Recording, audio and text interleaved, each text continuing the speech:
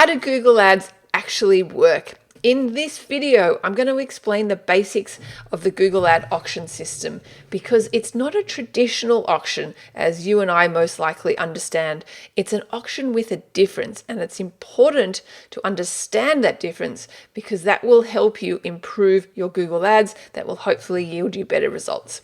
If you like this video, don't forget, hit that thumbs up icon and subscribe to my channel. So let's go do this right now.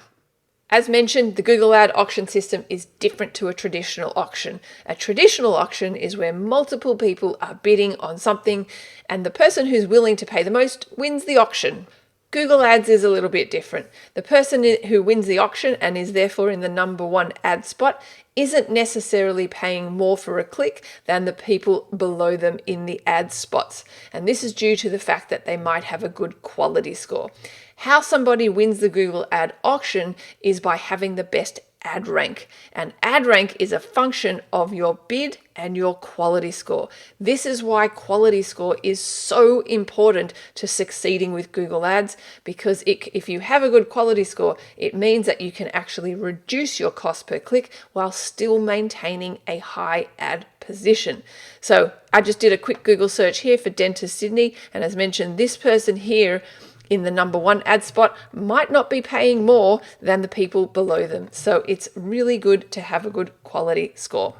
The other unique thing about the Google Ad platform is that you only pay when somebody clicks on your ad. As I can show you right here in my account, if I scroll down here, you'll see here that I've got one particular ad group here which had 17 impressions, no clicks, and therefore no cost, as you can see here.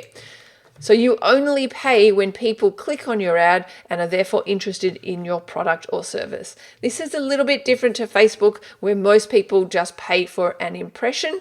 That is not the case on the Google Ad platform.